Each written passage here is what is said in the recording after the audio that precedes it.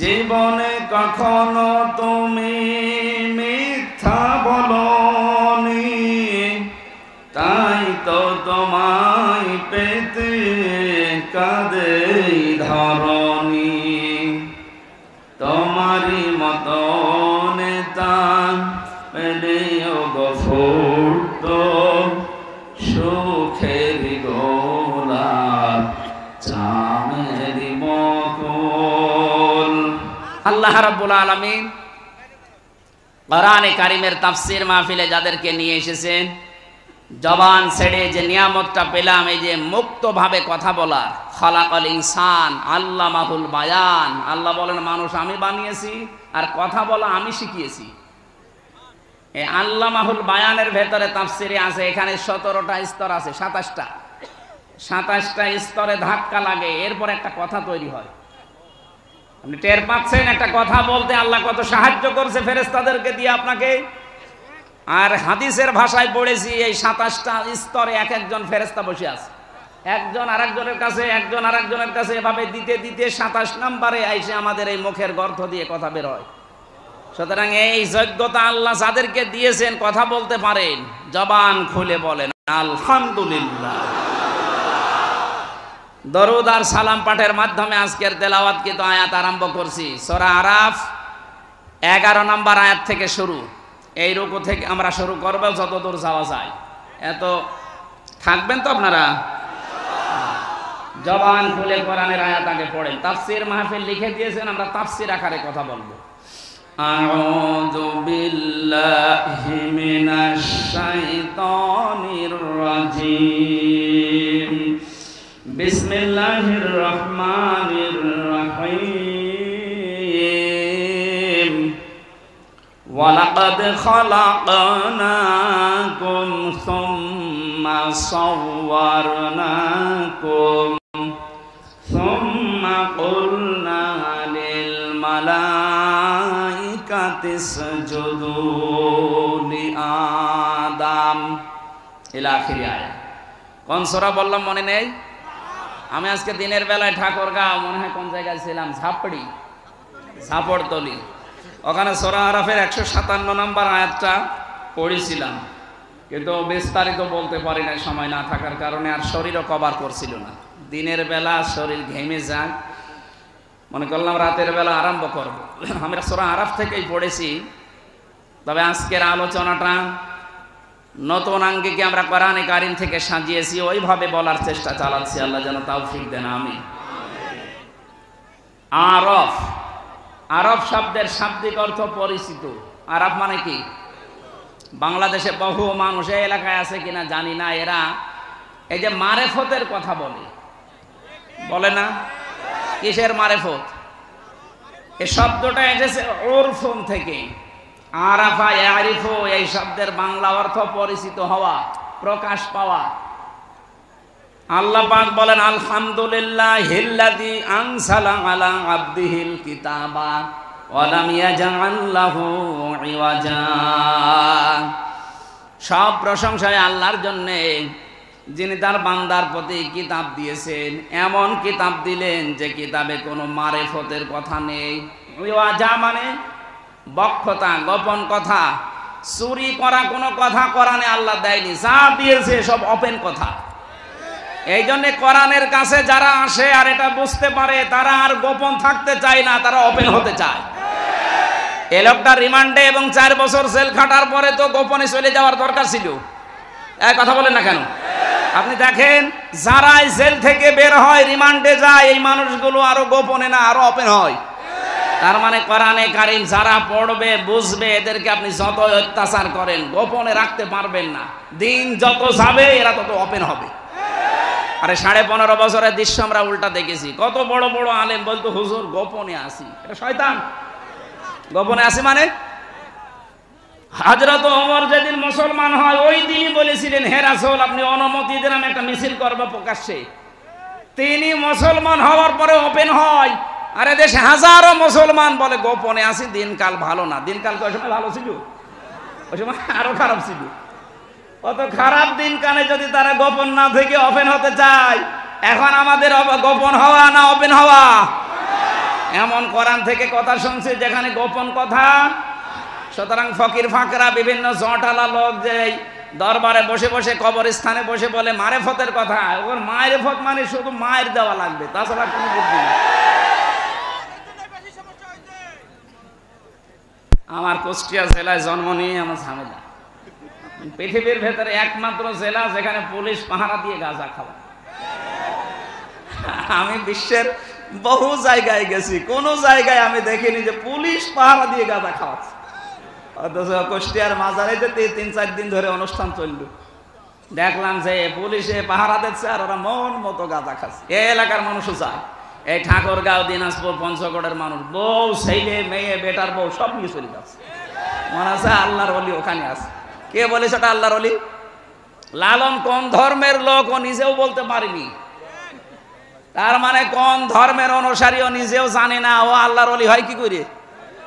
এক কথা বলে না কেন? ওর জন্ম ঠিক আছে কিনা আমি তাও জানি না, যেহেতু বিষয়টা গোপন আমি আর কি বলবো। তো ওখানে যে কাজ কারবার গুলো হয় এটা প্রকাশ্য শিরিক। মানুষ ওখানে সেজদা দিচ্ছে, মানুষ ওর কাছে মোনাজাত করছে, এটা হারাম। কবরে সেজদা দেওয়া হারাম, এটা আমার ঘোষণা। লা তাত্তাখিদুল কুবুর মাসাজিদা, কবরকে সেজদার জায়গা বানিও না, এই নির্দেশ রাসূলুল্লাহ। বিশ্ব নবীর নির্দেশকে ডাইভার্ট করে উপেক্ষা করে ওখানে যে কাজ হচ্ছে, মাজার ভাঙা আরম্ভ হয়েছিল, ওই শয়তানের মাজার ভাঙলো না এখন আমি বুঝতে পারিনি। ভাঙার দরকার ছিল আগে। আপনারা যাবেন না ওই সমস্ত জায়গায় যেখানে মারেফতের কথা বলে আপনাকে মায়ের পথ দেখায়। মারেফত বলে কোরআনে কিছু আছে? কিচ্ছু নেই, সব আছে ওপেন। মারেফত কোনটা? এই যে সালাত, এটা শরীয়ত, আর সালাত যে আদায় করে এটা মারেফত। আমি কথা বোঝাতে পারি? সালাত, সিয়াম এটা হচ্ছে শরীয়ত, আর এইটা কিভাবে আদায় করবেন ওর পদ্ধতিগুলো যিনি আদায় করার নাম, পরিচিত হওয়ার নাম মারেফত। সুতরাং এই সূরা আরাফের ভেতরে 157টা বিষয় আলোচনা করা আছে, আমরা একটা বিষয় আজকে নিচ্ছি। আল্লাহ রাব্বুল আলামিন বলেন কিয়ামতের ময়দানে একটা প্রাচীর আমি বানাবো যে নাম হচ্ছে আরাফ। এখানে কিছু মানুষকে আল্লাহ দাঁড় করিয়ে দেবেন।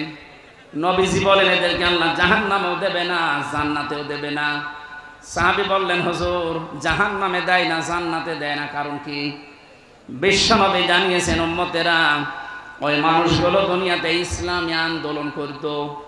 দেলাওয়ার ভাই যে আয়াতটা পড়েছিলেন, হাল আদুল্লুকুম আলা তিজারা তুনজিকুম মিন আযাবিন আলীম, কেউ যদি এই দুনিয়াতে এই ব্যবসাটা করতে পারে আল্লাহ রসুল বিশ্বাস করার পর, তার জান আর মাল দিয়ে জমিনে আল্লাহর বিধান কায়েম করার জন্য চেষ্টা চালায়, আর যা করুক না কেন আল্লাহ ওরে জাহান্নামে দেবে না। এইটাই ফাইনাল, আল্লাহ ওরে জাহান্নামে দেবে না। কিন্তু জান্নাতে দিচ্ছে না। আল্লাহর নবী বলেন ওদেরকে জান্নাতে আল্লাহ দেয় না এই কারণে ওদের সব আচরণ, ব্যবহার, কাজ কারবার ভালো ছিল, কিন্তু পরিবারে ওদের মা বাবার সাথে সম্পর্ক ভালো ছিল না। এরকম মানুষ দেশে নেই? আছে, মানে বহু নামাজির ভেতরে আছে, বহু রোজাদারের ভেতরে আছে, ইসলামী আন্দোলন করে, পীর সাহেবের মুরিদ হয়েছে 40 বছর, কিন্তু মা বাবাকে খাবার দেয় না, মা বাবার সাথে সম্পর্ক ভালো না। এটার জন্য শুধুমাত্র ওই স্বামী দায়ী না, ওই সন্তানই দায়ী না। আমি যতটুকু হিসাব নিকাশ করে দেখেছি এর পেছনে দায়ী ওর বউ, আর ওই বউকে কান পোড়া দেয় ওর বউর মা আর ওর বড় বোন। এই জন্য বড় বোন যারা আছে বিয়ে করবেন না, খুব ঝামেলা। তাই বলে আমারটা না, আমারটা ঠিক আছে।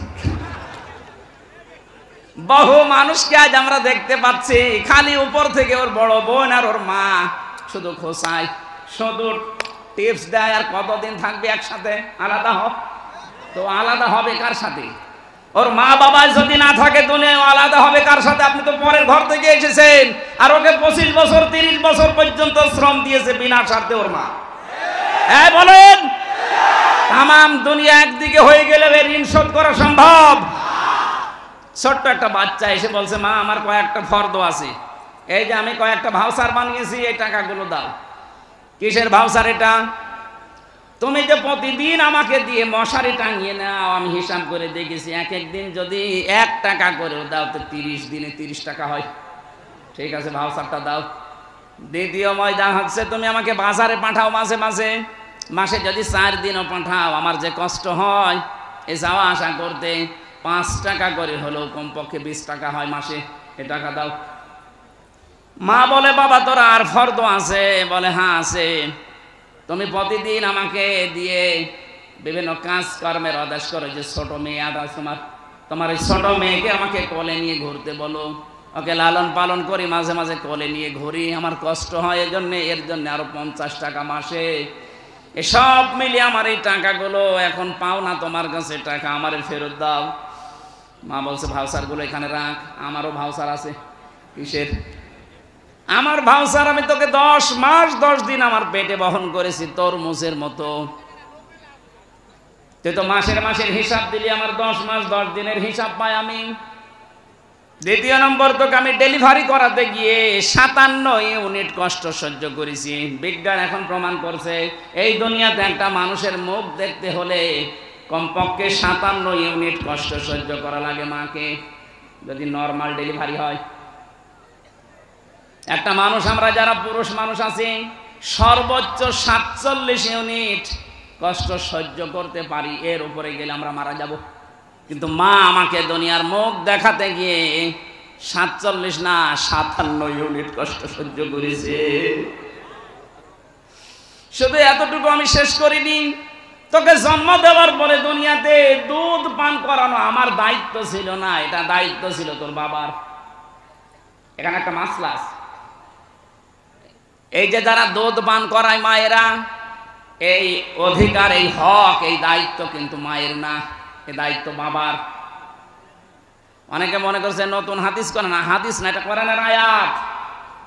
সূরা বাকারা 233 নম্বর আয়াতে আছে, ওয়াল ওয়ালিদাতু ইরদি'না আওলাদাহুন্না হাওলাইনি কামিলাইনি লিমান আরাদা ইউতিম্মার রাদা।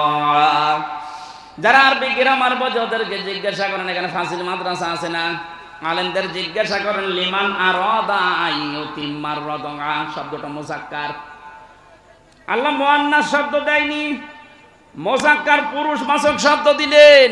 এ দায়িত্ব হচ্ছে 2 বছর দুধ খাওয়ানো বাবার। আমরা যারা বাবা আছি, আমাদের মেশিন পত্র আছে, আছে, খাওয়াবেন কি দিয়ে? সারা জীবন এখানে নিয়ে রাখলো 1 ফোঁটা দুধ দিতে পারবেন? এখন যেটা আমাদের নেই, যেটা আল্লাহ দিয়েছে যাদের, তাদের এই কর্তব্যটা ওরা যদি পালন করতে রাজি না হয়, টাকা পয়সা যদি চায় তাও দেওয়া লাগবে। এটা আমার মনে হয় মাইকে না বলা ভালো ছিল, ও সাথে এখন শুনে দেখা যাচ্ছে আমারটা এই যে 1 মাস আগে হয়েছে, বলবে আমার 2 লাখ টাকা দাও, না তো তোমার মেয়ে তুমি না। মাইকে বলে ভুল করে ফেললাম না তো? সম্মানিতা মা বোনেরা যারা এসেছেন, সন্তানকে দুধ পান করিয়ে প্রথম যে দুধটা তার কণ্ঠনালীতে যাবে, একটা মরা মানুষ জীবিত করে দিলে যে সওয়াব হয়, ওই সওয়াব হয়। প্রতিদিন একটা সন্তান কমপক্ষে 7 থেকে 8 বার দুধ পান করে, বিজ্ঞান প্রমাণ করছে। প্রতিবারে কমপক্ষে 1 পোয়া করে, 8 বার করে হলে প্রতিদিন হয় 2 কেজি, রাত দিন মিলে 2 বছর দুধ পান করা লাগে একটা সন্তানের। আপনি হিসাব করেন, কমপক্ষে একটা সন্তান মায়ের স্তনের দুধ খায় 36 মণ। কত? 36 মণ। দেলাবার ভাইদের ভাই হচ্ছে 5টা না, বোন কয়টা? 9টা। 36 কে 9 দিয়ে গুণ দেন তো, অথচ মায়ের ওজন মাত্র 50 কেজি। কি একটা কুদরতি মেশিন আমাদের মায়ের কাছে আল্লাহ লাগিয়ে দিয়েছে। আমার গ্রামের বাড়ি যেখানে কুষ্টিয়া হালসা, ওই গ্রামে একজনের মেয়ে 12টা, ছেলে 4টা, একটা বউ 16টা। আপনি 9 দিয়ে 36 দিয়ে হিসাব করেন 16 কত মন হয়? আমি একবার হিসাব করেছিলাম 772 মন। এত দুধ আল্লাহ বের করলেন, এটা আপনাকে এমনি এমনি আল্লাহ দেয়নি। মেয়েরা যারা এসেছেন, অনেকে মনে করছেন আমার বডি স্ট্রাকচার খারাপ হয়ে যাবে, আমার স্বাস্থ্য খারাপ হবে, এই জন্য এখন আর সন্তানকে দুধ দিতে চান না। স্বামীকে বলে ডানো আনো, ডানো আনো। মানে এত কষ্ট করে জন্ম দিলাম, এরপরও ডানো আনো। ডানো বানানো হয় কি দিয়ে দেখেছেন? ওর ভেতরে পশুর খাবার মিশানো আছে, পশুর দুধ মিশানো আছে ওর ভেতরে। এই জন্য মায়ের স্তনের দুধ বাদ দিয়ে যারা সন্তানকে শুধু ডানো খাওয়ান, ও বড় হলে আবার আচরণ দেখবেন পশুর মতো হবে। আমাদেরকে আল্লাহ ওই মেশিন দেয়নি, আপনাদের দিয়েছে এমনি না, কারণ এখানে জমা করে রাখার জন্য না, যত ছেড়ে দেবেন তত শরীর ভালো থাকবে। পৃথিবীর কোন জিনিস দেখবেন এক জায়গায় রাখলেই নষ্ট হয়ে যায়। আপনি পানি এক জায়গায় রাখেন, দেখেন পছন্দ ধরবে, এক কথা বলছেন এখন। লোহা লক্কর এক জায়গায় রাখেন, পছন্দ ধরবে, এটা হয় মরিচা ধরবে, জং ধরবে, শেষ হয়ে যাবে। টাকা পয়সাও এক জায়গায় রাখা ঠিক না, যত ছাড়বেন তত আসবে। এই জন্য নদীর পানি, সাগরের পানি যত ছেড়ে দেবেন তত স্বচ্ছ পানি আসে। ক্ষমতাও এক জায়গায় রাখা ঠিক না, এও নষ্ট হয়ে যায়। 15.5 বছরে নষ্ট হয়ে যায়নি? এটা যদি 5 বছর 10 বছর পরে পরে পাল্টাতো তাহলে এত জুলুম করার সাহস পেত না। মা বোন যারা এসেছেন, এক জায়গায় রাখবেন না, এটাকে আপনি ছড়াবেন, নয়তো আবার স্তন ক্যান্সারের ঝুঁকি দেখা দেবে। শেষে স্বাস্থ্য ভালো রাখার জন্য কেটে বাদ দেওয়া লাগবে। আমি আর নিচে নামলাম না। মায়ের অনেক মর্যাদা। মা বলছে, আমি তোরে 2 বছর দুধ খাওয়াইছি, এইটার ভাউচার 36 মণ দুধ তুই খেয়েছিস, যা টাকা হয় ভাউচার দিয়ে দিলাম, টাকা আমারে ফেরত দে। এখানে যারাই আছেন আমি সহ, দুনিয়া যদি একদিকে চলে যায়, সব একদিকে, আপনার মা বাবা একদিকে, কোরআন আর হাদিস বলে আপনাকে মা বাবার দিকে থাকা লাগবে, যদি যুক্তি বৈধ হয়। হ্যাঁ, এই জায়গায় আর একটা মাসলা পাওয়া যায়। কোন বাবার কথা শুনে, মায়ের কথা শুনে বউ তালাক দেওয়া জায়েজ আছে না নেই? হ্যাঁ, আন্দাজে না জেনে বলবেন না। মায়ের কথা শুনে বউ তালাক দেওয়া জায়েজ নেই, বউ যাই হোক, কিন্তু বাবার কথা শুনে তালাক দেওয়া জায়েজ আছে। যদি শরীয়তের 4টা কাজ মেয়েদের ভেতরে পান, আর বাবা যদি বলে না এইটা নিয়ে সংসার করা যাবে না, ওটা বাদ দেওয়া লাগবে। আমাদের জাতির পিতা ইব্রাহিম আলাইহিস সালাম এই সন্তানকে শিক্ষা দিয়ে গেছেন, এই শিক্ষাটা মায়ের কথা শুনে দেওয়া যাবে না কেন? কারণ মায়ের সাথে বেটার বউ যেটা আছে, এটার 100% সম্পর্ক কোনোদিন ভালো হয়নি, কোনোদিন 100% ভালো হবেও। এরাই বাঁকা হাড়ের তৈরি, তো একটু সমস্যা। সম্মানিত মা বোনেরা, যাই হোক, বেশি বলে ফেললাম। আপনারা বেটার বউ আর শাশুড়ি যদি মায়ের মতো হয়ে যান, সন্তানগুলো আনন্দে থাকবে। অনেক শাশুড়ি আছে মানুষকে গল্প করেছে, আমার যা জামাই পেয়েছি একবার আল্লাহর ওলি, নরম, আর আমার ওই যে ছেলেটা ওটা একটা জানোয়ার। কেন? আমার জামাই শুধু আমার মেয়ের কথা শোনে, এই জন্য আমার জামাই খুব ভালো, আর এই যে ছেলেটা ওর বউর কথা শোনে, এই জন্য খারাপ। কি রকম মা বলেন তো এটা? এই জন্য মায়ের কথা মতো বউ তালাক দেওয়া জায়েজ নেই। কিন্তু বাবা যদি বলে, 4টা বিষয় আমি দেখতে পাচ্ছি, ফরজ নামাজ এ বেটার বউ পড়ে না, রোজা রাখে না ফরজ রোজা, নিজের শরীরকে হেফাজত করে না পর্দা দিয়ে, স্বামীর জায়েজ যেটা খেদমত আছে ওইটা তোমার করে না। আমরা দেখতে পাই শরীয়তের অনেকগুলো কারণের ভেতরে পাওয়া যায় না, একে বাদ দিয়ে দাও। এইরকম কথা বাবা বললে বাবার কথা অনুযায়ী বউ তালাক দেওয়া জায়েজ আছে। কথা বুঝতেছে? মায়ের মর্যাদা অনেক বেশি, কিন্তু বাবাকে আল্লাহ 1 ভাগ দিলেও বাবার এই জায়গায় সম্মান অনেক বেশি বাড়িয়ে দিয়েছে। সম্মানিতা মা এবং বোনেরা, আমরা যারা সন্তান আছি, আমি সহ প্রত্যেকে যেন আজকে থেকে আমল করতে পারি। বহু জায়গায় দেখতে পাচ্ছি বৃদ্ধাশ্রম তৈরি হচ্ছে, এটা হারাম। বৃদ্ধাশ্রম বানানো জায়েজ নেই। মুসলমানদের এই দেশে যদি বৃদ্ধাশ্রম হয়, আপনি কি জবাব দেবেন? মরে গেলে ওই আরাফে দাঁড়িয়ে থাকা লাগবে প্রাচীরে। আপনি যেহেতু দুনিয়ায় ভালো কাজ করেন, নামাজ পড়েন, রোজা রাখেন, ইসলামী আন্দোলন করেন, মা বাবার সাথে সম্পর্ক ঠিক নেই। আমি বললাম এটার পেছনে যারা দায়ী, এদেরকে বারবার বলছে এই কারণে। আপনার মনটা এত ছোট কেন মা? বৌমা যারা আছেন, ভাবি যারা আছেন, আপনার মনটা উদার করেন। আপনিও হয়তো 50 বছর পরে এখানে থাকবেন না, আমিও থাকবো না, নতুন মানুষ আসবে, তো কি হবে এটা নিয়ে? এই ধোকায় পড়ে বোকা হয়ে লাভ নেই। এই জন্য আমরা যেন পাগল না থাকি, আজকে থেকে পাগল ভালো হয়ে যাব।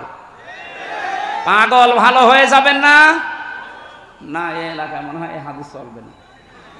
এই পাগল ভালো হবেন তো নাকি ওই তুলা মিয়ার মতো পাগল থাকবেন? কাল এক তুলা পেয়েছিলাম, একটা পাগল, ওরে আল্লাহ এত ভাইরাল করে দিয়েছে কাজকে থেকে আজকে পর্যন্ত, ওর কপালে যা ছিল আমার মনে হয় সব লিখা আল্লাহ মুছে দিয়েছে। এই জন্য বেয়াদবি কেউ করবেন না কোরআনের সাথে, কোরআনের আলেমদের সাথে। আমি আশা করছি সম্মানিতা ভাবি যারা আছেন, বোন যারা আছেন, আপনার নিজের মা বাবাকে যেরকম মনে করেন, শ্বশুর শাশুড়িকে ঠিক ওই রকম মনে করেন, তাহলে আপনার নামাজ রোজা, আপনার পর্দা কবুল হবে। ও মনে করে শুধু নামাজ পড়ে রোজা রাখি কালো বোরকা পরে আমার মনে হয় আল্লাহ মাফ করে দেবে। কে বলেছে আপনাকে? শ্বশুর শাশুড়ির সাথে সম্পর্ক যাদের ভালো নেই, আপনি আপনার স্বামীকে বাধ্য করছেন খারাপ আচরণের জন্য, খরচপাতি দেওয়া বন্ধ করার জন্য। আপনি ওই আরাফ নামক ওই প্রাচীরে দাঁড়িয়ে থাকবে আপনার স্বামীর সাথে। যেন আমরা এরকম কোনো কিছু যেন না করি, আল্লাহ আমাদের বাঁচান, বলেন আমিন। বহু দূর এগিয়ে গেছি আমরা, হচ্ছে না, পরিবেশটা ভালো হচ্ছে না ভারতের এই সিরিয়ালগুলোর কারণে।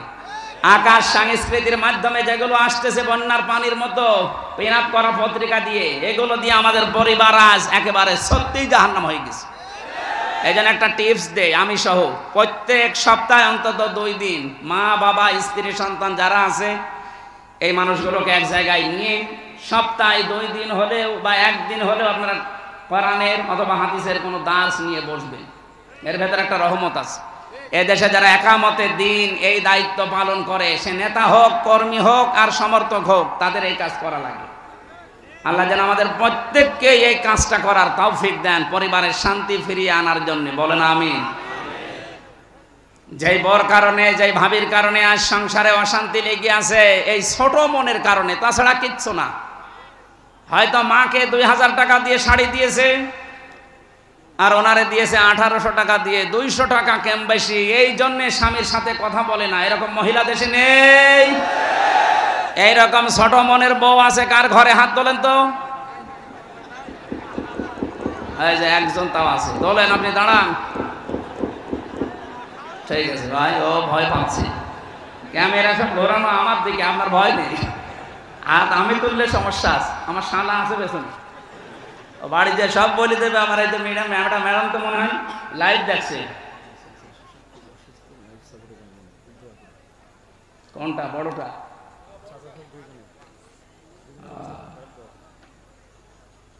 লাইভ সাপোর্টে আছে আমার চাচা শ্বশুর, দোয়া চাচ্ছে। এখন খবর দিলেন, আর আধা ঘন্টা পরে দিতে পারলেন না। দোয়া চাচ্ছি মোসাফের অবস্থা আপনাদের মতো ভালো মানুষের কাছে, ওনার হায়াত যদি থাকে আল্লাহ যেন বাড়িয়ে দেন, আর যদি হায়াত আল্লাহর দরবারে লেখা থাকে নেই, যেন ইমানের সাথে বিদায় নেন। আমার ভাইরা, আমি আরাফ শব্দের যে প্রাচীরের কথা বলছিলাম, এখানে যেন আমরা দাঁড়িয়ে না থাকি। নবীজি হাদিসের শেষে কিন্তু আর বলেন না যে কি হবে। এখন ভাবেন তো, আমাদের জীবনে এ দুনিয়ায় ভালো ভালো কাজ করার পরে মা বাবার সাথে খারাপ আচরণ করে যদি এই অবস্থা হয়ে যায়, আমাদের মতো কপাল পোড়া কেউ আছে? আল্লাহ আমি সহ যারাই আসলাম আমাদেরকে এই আরাফ মেনে নেওয়ার তৌফিক দাও, বলেন আমিন। আরম্ভ হচ্ছে আল্লাহর কোরআনে কারীম, ওয়ালাকাদ খালাকনাকুম সুম্মা সাওয়ারনাকুম। আল্লাহ পাক বলেন, অবশ্যই আমি তোমাদেরকে বানিয়েছি। বলেন তো, আমাদের বানিয়েছেন কে? সুম্মা সাওয়ারনাকুম, অথবা তোমাদের আকৃতি দিয়েছি আমি আল্লাহ। বিজ্ঞানী আয়াত নিয়ে গবেষণা চালিয়েছে, আল্লাহ আমাদেরকে বানিয়েছে। সর্বপ্রথম তিনি ফেরেশতাদেরকে বলেছিলেন মাটি নিয়ে আসো। জিবরাইল, মিকাইল, ইসরাফিল 3 জন এই মাটির কান্না থেকে ফিরে গেছে, এটা ফিজিল আলীল কোরআনে পাবেন। শেষে হযরতে আজরাইল এসে এক খামসা মাটি নিয়েছিল, মুফাসসির লিখেছেন মাটি কন্দন করেছিল। তো আজরাইল বলেছে, না, যারা ফিরে গেছে আমি তাদের মতো না, আল্লাহর আদেশ, তুমি যতই কান্নাকাটি করো আমি দুনিয়াতে থেকে নিয়ে যাবই। এক খামসা নিয়েছেন, 40 মণ মাটি ছিল এক খামসার ভেতরে। ফেরেশতাদেরকে আল্লাহ এই যে বডি স্ট্রাকচার যেটা এটা তৈরি করলেন, বডি স্ট্রাকচার তৈরি করতে 40 মণ মাটি দিয়ে 36 হাত মোটা, 60 হাত লম্বা, তার মানে 120 হাত 60 গজ, এটা বিশাল দেহ পড়ে আছে। আল্লাহ পাক বলেন, আমি নিজে তখন তার আকৃতি বানালাম। এই যে সব্বার না, এই সূরত বানানোর দায়িত্ব আল্লাহ ফেরেশতাদেরকে দেয়নি। লাকাদ খালাকনাল ইনসানা ফি আহসানি তাকওয়িম। মানুষের এই যে আকৃতি যেটা বলা হয়, এটা শুধুমাত্র আল্লাহ নিজের হাত দিয়ে বানিয়েছেন। সুবহানাল্লাহ বলতে পারেন? পৃথিবীর যত সৃষ্টি আছে, এই জন্য সবচাইতে সুন্দর সৃষ্টি মানুষের এই মুখ। মেয়েরা আছে, অনেক মেয়েরা আছে, না বুঝে অনেকে ছেলে মেয়েকে গালি দেওয়ার সময় বলে তোর মুখে লাথি দেব। না, এলাকায় নেই না, এই পাপ কাজ করা যাবে না। এই মুখটা আল্লাহ নিজে বানিয়েছেন। আল্লাহ পাক বলেন আমি বানালাম কি করে জানো? ফালিয়ানজুরিল ইনসানু মিম্মা খুলিক খুলিকা মিন মাইন দাফিকিন ইয়াখরুজু মিন বাইনিস সুলবি ওয়াত তারাইব। বলেন আল্লাহু আকবার। মানুষকে নজর করে দেখে না যে কি জিনিস দিয়ে তাকে বানালাম। বাবার স্ফলিঙ্গ দিয়ে দ্রুত গতিতে পানিটা যখন বের হয়ে যায়, ওটা মায়ের রেহেমে যাওয়ার সঙ্গে সঙ্গে 40 দিনে পাল্টাতে থাকে। 6 মাসের ভেতর ওর বিভিন্ন স্ট্রাকচার দেয়, নতফা বানায়, আলাক বানায়, মুদগা বানায়। আমি আল্লাহর পরে চামড়া দিয়ে, গোশত দিয়ে, চর্বি দিয়ে এই বডি স্ট্রাকচারটা ঢেকে দিয়ে মুখটা সুন্দর করে আমার নিজের মতো করে বানালাম। বিজ্ঞান এখন প্রমাণ করছে এই নাপাক পানিটা দিয়ে মায়ের পেটের ভেতরে আল্লাহ পাক 4টা জিনিস বাবার এই নাপাক পানি দিয়ে বানায়, চুল, রগ, হাড় আর পর্দা। মায়ের রেহেমের ভেতরে যে নাপাক পানির থলি আছে ওইটা নিয়ে আল্লাহ আরো 4টা জিনিস বানায়, রক্ত, গোশত, চর্বি আর চামড়া। 8টা জিনিস যখন এক হয়ে যায়, আল্লাহ পাক বলেন আমি যে রব নাম নিয়েছি এই কারণে আমার পক্ষ থেকে 5টা জিনিস দান করি। সূরা নাহলের 78 নম্বর আয়াতের মাঝের অংশে আছে এটা, ওয়াজআলা লাকুমুস সামআ ওয়াল আবসারা ওয়াল আফইদা ইলা আখিরি আয়া। এই যে শ্রবণ শক্তি, দর্শন শক্তি, বাক শক্তি, আকেল শক্তি আর ঘ্রাণ শক্তি, এই 5টা আমি নিজের রব নাম নিয়েছি এই কারণে তোরে দিয়েছি। 8, 5, 13টা জিনিস যখন এক হয়ে যায় তখন আস্তে করে মায়ের পেট থেকে আমি আল্লাহ দুনিয়ায় নিয়ে আসি। আল্লাহু আখরাজাকুম মিন বুতুনি উম্মাহাতিকুম। জোরে বলেন আল্লাহু আকবার। আল্লাহ আমাদেরকে বানাচ্ছেন, আমাদের আদি পিতাকে। আল্লাহ পাক বলেন বিশাল দেহ বানানোর পরে তার ভেতরে আমি রূহ দিয়ে দিলাম। রূহ দেওয়ার প্রথম বিভিন্ন জায়গা ঠিক করেছিলাম কিন্তু দেইনি। নাক দিয়ে রূহ দেওয়ার পরে সঙ্গে সঙ্গে আদম একটা হাসি দিয়েছিল। এখানে একটা শিক্ষা আছে, আমাদের আদি পিতা হযরতে আদম হাসি দেওয়ার সঙ্গে সঙ্গে এই যে ফেরেশতারা যে বডি স্ট্রাকচার বানিয়েছিল পানি দিয়ে, মাটি দিয়ে, বিভিন্ন কায়দা কৌশলের ভেতরে আছে, যত সার্ম, যত খড়কোটা এর ভেতরে লুকিয়েছিল, একবার হাসি দেওয়ার সঙ্গে সঙ্গে নাক দিয়ে আল্লাহ সব বের করে দেয়। ওই সময় হযরতে আদম একটু স্বস্তি পায়, একটু হালকা লাগে নিজেকে, তখন একটা শুকরিয়া আদায় করে আলহামদুলিল্লাহ। এই শব্দটাই আল্লাহ এত বেশি খুশি হয়েছেন ওই দিন থেকে কিয়ামত পর্যন্ত আদমের সন্তান দুনিয়া যারা আসবে ওরা যখন হাসি দেবে, একবার হাসি দিলে 12,000 টাকা খরচ করলে যে জান শরীর থেকে বের করা যায় ওই রকম হাসি দিলে অত টাকার জান বের হয়ে যায়। এই জন্য তখন শুকরিয়া আদায় করা লাগে আলহামদুলিল্লাহ। শব্দটা এত দামি, এটা যে শুনবে তার পাশে যে থাকবে সে বলবে ইয়ারহামুকাল্লাহ। কথা বলছেন না, এটা বলা লাগে না? আপনি আলহামদুলিল্লাহ, আমাদের আদম নবী বলেছিলেন এটা। আল্লাহ পাক এবার ফেরেশতাদেরকে বললেন সুম্মা কুলনা লিল মালাইকা, ফেরেশতাদেরকে বললাম লিআদামা ফাসাজাদু ইল্লা ইবলিস, তোমরা একটু সেজদা দিয়ে সম্মান দেখাও আমার আদমকে। প্রশ্ন আসতে পারে হযরতে আদমকে সেজদা দেওয়া লাগবে কেন? আমি 7টা কারণ পেয়েছি তাফসিরে। 1 নম্বরে হযরতে আদমকে আল্লাহ জ্ঞান দিয়েছিলেন তাই। আবার প্রশ্ন আসতে পারে ফেরেশতাদের জ্ঞান ছিল না? হ্যাঁ ছিল, কিন্তু যতটুকু আল্লাহ দিয়েছেন ওর বাইরে ওনারা 1 পাও নড়তে পারতো না।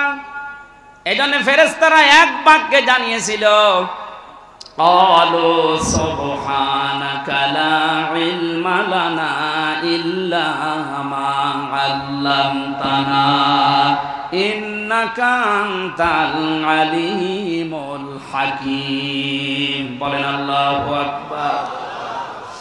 হযরত আদম আলাইহিস সালামকে আমি ঘটনা শোনাতে না, শিক্ষা নেওয়ার জন্য বিশাল দেহ পড়েছিল। হযরতে আদমকে আল্লাহ শিক্ষা দিয়েছিলেন প্রথমে যে জিনিসের নামগুলো, ওটা আমরা অনেকেই মনে করি আলু, পটল, বেগুন, ঝিঙ্গা, এই না।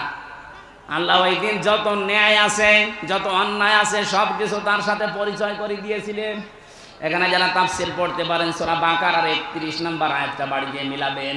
وعلم آدم الأسماء كلها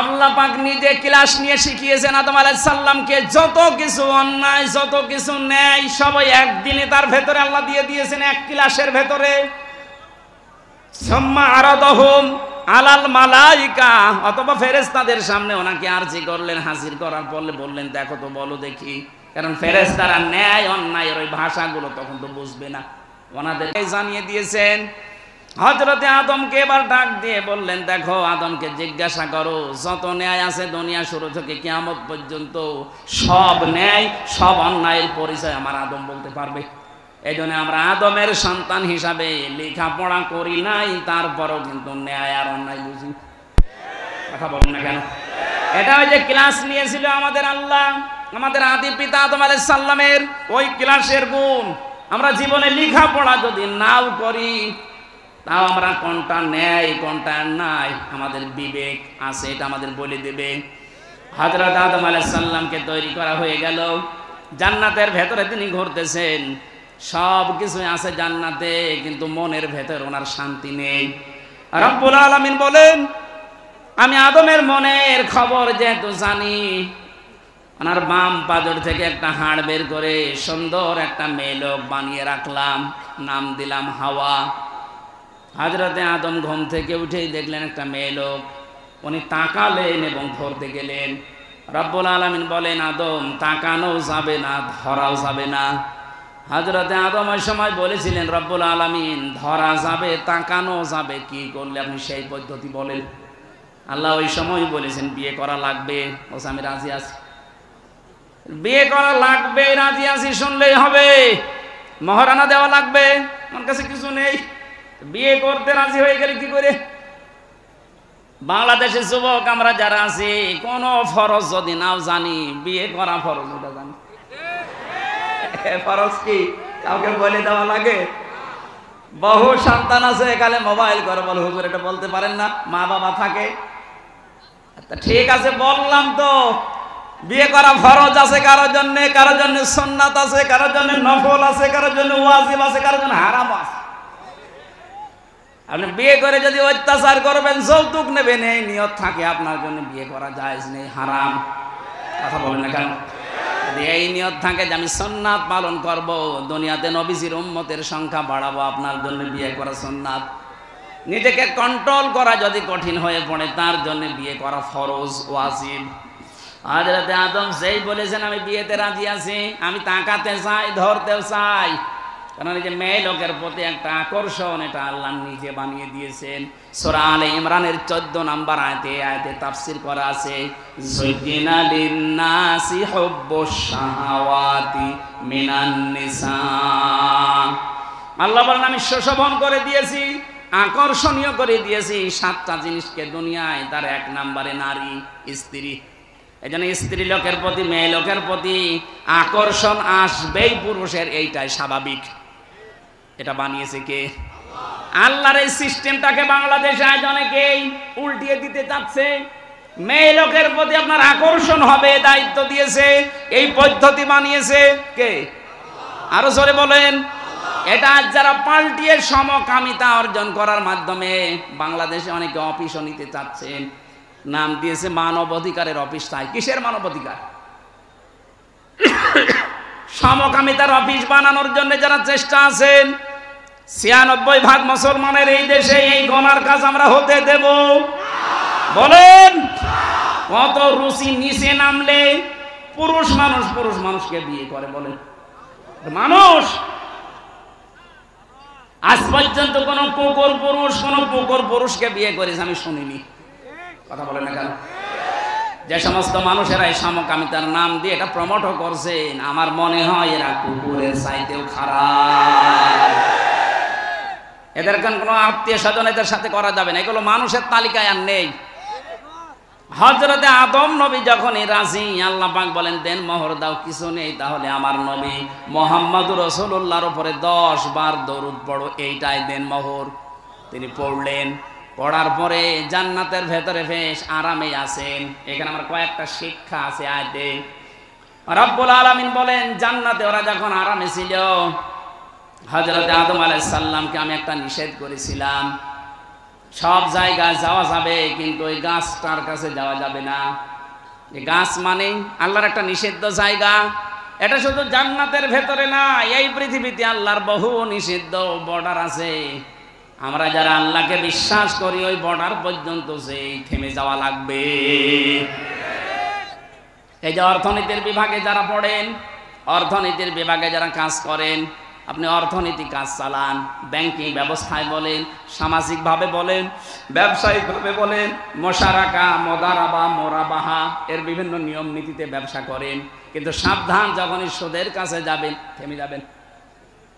সুদের কাছে যাওয়ার পরে যদি না থেমে আদম নবীর মতো, হাওয়া আলাইহিস সালামের মতো ওই গন্ধম গাছের ফলও খেয়ে ফেলেন, নিষিদ্ধ, আপনাকে আল্লাহ অভিশপ্ত করে দেবে। কথা বলেন না কেন? এদেশে আমরা অনেক জায়গায় দেখি, এই জেলায় আছে কিনা জানি না, 1000 টাকা ছেড়ে রাখে, মাসের পরে 100 টাকা করে বেশি পায়। এই সুদ মায়ের সাথে জেনা করার শামিল। যারা মায়ের সাথে জেনা করছেন তারা নামাজ পড়ে, রোজা রেখে, হজ করে কি করবেন বলেন? কারা কারা এই গোনায় আছেন হাত তোলেন তো। না, ওই মানুষ মনে হয় মাহফিলে আসেনি, আলহামদুলিল্লাহ। না, ওরা হাত তুলতো না, তাহলে ওরকম 2 নাম্বার মানুষ মাহফিলে আসে? ও বলছে না, ঠিক আছে। যদি কেউ এরকম কাছে থেকে থাকেন, ভাই এখানে লজ্জার খাতিরে তুলছেন না, কিয়ামতে কোটি কোটি মানুষ থাকবে, আপনার এখানে লেখা থাকবে সুদখোর। এ মায়ের সাথে জেনা করেছে এরকম লেখা থাকবে, তখন আপনার লজ্জা লাগবে না? কার জন্য কি করে যাচ্ছেন দুনিয়ায়? আপনার স্ত্রী, আপনার সন্তান, আপনার ছেলে মেয়ে, মা বাবা হয়তো আপনার এই সুদের টাকা, অবৈধ টাকা ভোগ করার জন্য তারা 2 পায়ে খাড়া আছে, কিন্তু সুদের জন্য যে জেনার গুনাহ হয় এইটা আপনার সন্তান নিতে রাজি না। কথা বলেন। আমরা এই ধোকায় যেন পড়ে না থাকি। যতটুকু আছে না খেয়ে মরে যান, আপনি মরার পরে জান্নাত পাবেন, কিন্তু সুদের সাথে জড়িত হয়ে 1000 টাকা দিয়ে রাখেন। আমাদের কুষ্টিয়া এলাকায় আছে 1000-এ 100 টাকা বেশি দেয়, এদিকে মনে হয় আরো বেশি, 250 হয়ে গেছে। হযরতে আদম নবীকে আল্লাহ ডাক দিয়ে বললেন এখানে যাওয়া যাবে না। আকুলনা ইয়া আদম উসকুন আনতা ওয়া যাওজুকাল জান্নাতা ওয়া কুলা মিনহা রাগাদান হাইথু শি'তুমা ওয়া লা তাকরাবা হাযিহিশ শাজারাতা ফাতাকুনা মিনাজ জালিমিন। এই ওঠাওঠি করছে কারা? এরা খুব জরুরি না খেতে? একটু জিজ্ঞাসা করেন। খুব জরুরি হলে ছেড়ে দেন, আর হালকা জরুরি হলে আর আধা ঘন্টা বসিয়ে রাখেন।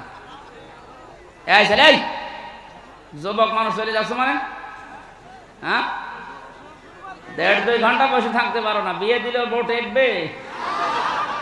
আমি আর নিচে নামলাম না।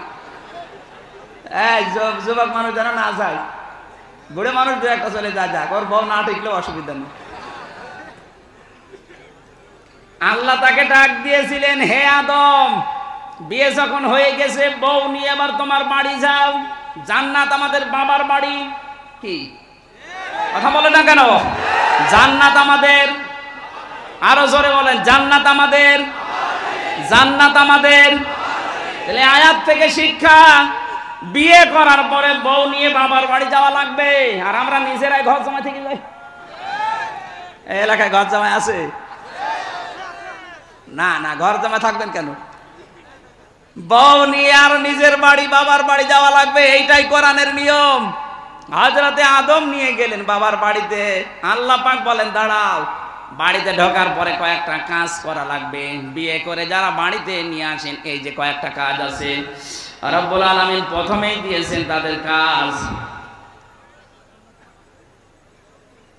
আংতা অসাউজুকাল জান্নাতা ওয়া কুলা। আরবি গ্রামার যারা বোঝে এটা কিন্তু দ্বিবচন, কুল দেয় না, কুলা। আল্লাহ বলেন আদম ও কুলা, তোমরা 2 জনেই মিনহা রগদান হাইসু শি'তুমা, এই জান্নাতের ভেতরে যেখানে তোমার আয়ত্ত আছে যাও, যেখানে যা ইচ্ছা করো, কিন্তু সাবধান, খাবার সময় তুমি যতটুকু খাবে, যেই পরিমাণে খাবে, যেই মানের খাবার খাবে, বউকে ওই পরিমাণের ওই মানের খাবার খাওয়ানো লাগবে। অনেকে বলে ইসলাম নারীদেরকে কিছু দেয়নি, আরে দিয়েছে কে? আল্লাহ এখানে আংটা ও কোলা দিতে পারতেন, আগে নিজে মরণের খাওয়া খাও, এরপরে বউকে খাওয়াও না, একবারে কোলা দিয়েছে। আল্লাহ বলে না কোলা মিনহা, ওই জান্নাত থেকে যা পারো নিজে খাবে, যতটুকু পারো খাবে, যেই মানের খাবার খাবে, বউকে ওই মানের খাবার খাওয়াবে। আজ নারীরা যদি তাদের ইজ্জত মর্যাদা অধিকার বুঝতো, এই নারী আন্দোলন, নারী বিপ্লব পরিষদ, নারী মুক্তি পরিষদ, নারী কাঠামো, 11টা না 13টা সংগঠন চলছে এই দেশে, সব বন্ধ হয়ে যেত। নারীরা একটা অধিকারের জন্য সংগ্রাম করত, লড়াই করত, ওরা মিছিল মিটিং করত যে আমাদের অধিকার যেটা আল্লাহ দিয়েছে অকুলা, এইটা দিন। আপনি বাইরে যে মরণের খাবার খাবেন আর আমার জন্য বাদাম নিয়ে আসবেন। নারীদের অধিকার আল্লাহ প্রথমে জান্নাত থেকে দিচ্ছেন, যা খাবা আদম তোমার স্ত্রীকে ওই পরিমাণের খাবা। দেখেন আপনি আংটা শব্দ আল্লাহ কিন্তু মাঝখানে দেয়নি। এতটুকু শেষ করলেন না, আল্লাহ বলেন রগদান হাইসু শিতুমা, ওকে নিয়ে মাঝে মাঝে বেড়াতে যাবা, যেখানে ইচ্ছা যাবা, যা ইচ্ছা খাবা। এই জন্য বিয়ে করার পরে বউ নিয়ে শুধু ঘরের ভেতরে আটক করে রাখলে হবে না, এ বউ নিয়ে মাঝে মাঝে আপনি নিজের আত্মীয় স্বজন যারা আছে, বিভিন্ন অনুষ্ঠান যেগুলো জায়েজ আছে, বেড়াতে যাওয়া লাগবে। কথা বললেন না কেন? এটা আমরা অনেকে করি না, মনে করি দুনিয়ার কাজ। কে বলেছে আপনাকে দুনিয়ার কাজ?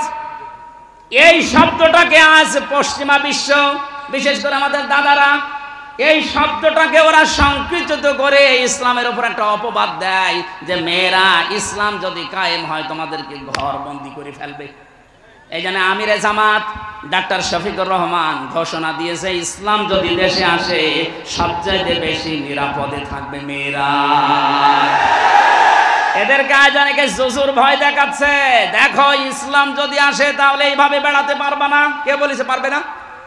হ্যাঁ, বেপরদায় আপনি যেতে পারবেন না, কারণ আপনার মন তখন বেপরদায় যেতে মন চাইবে না। এখানে অনেকে বিড়ি খায় না, বাবা খায় না, ডাল খায় না। এগুলো যারা খাচ্ছে বা খাবেন, ইসলাম কায়েম হলে কোনো নিষেধ নেই, আপনি খেতে পারবেন।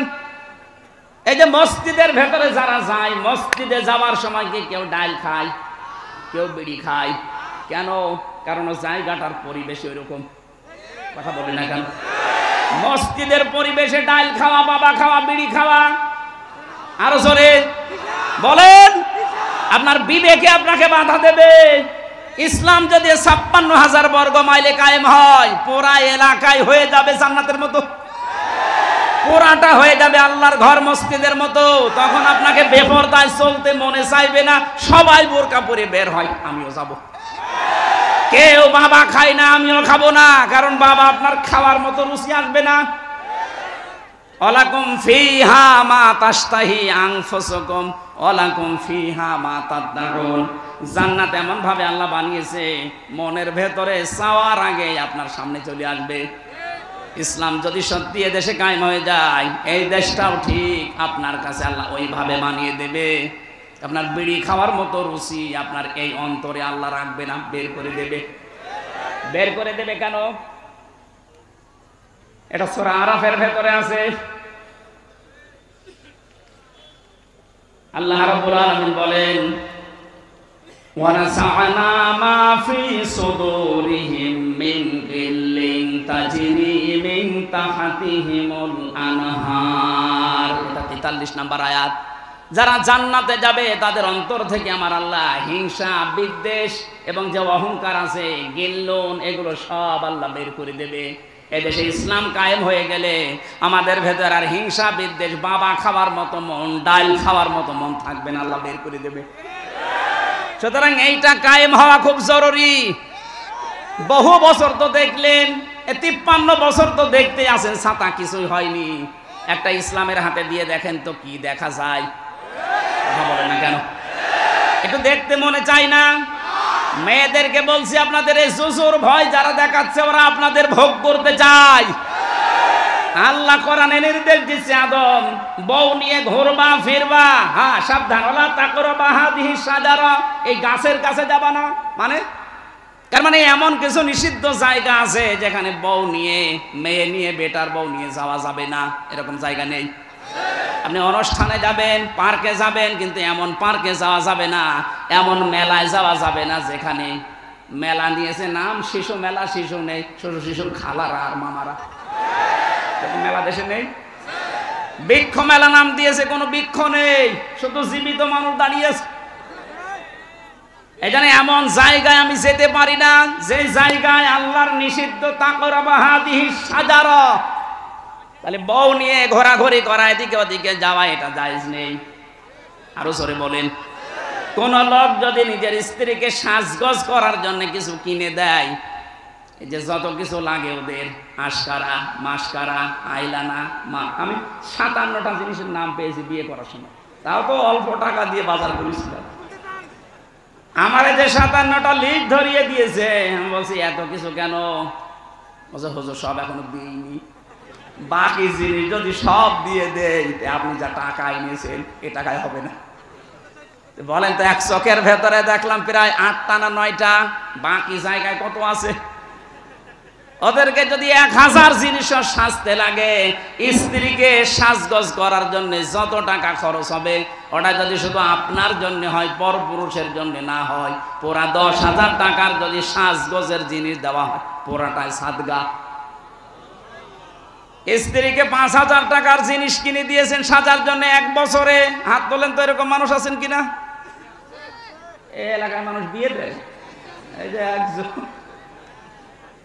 না এটা রেকর্ড হচ্ছে, এই যে ছবি তুলছে সব, এই স্টেজে একটা মানুষও হাত তুললো না। এদের কি বউ আছে না গেছে? আপনারা মেয়েরা এরকম মানুষ বিয়ে করেছেন, 1 বছরে 5000 টাকা জিনিস কিনে দেয় না, আবার বলে হ্যাঁ তুমি সেজে থাকো না, তো সাজবে কি দিয়ে? সম্মানিত মা বলেন না, আপনার স্বামী যেন পরিমণির দিকে আর না তাকায়। কথা বলেন না কেন? নিজেকেই পরিমণি মানিয়ে ফেলবেন।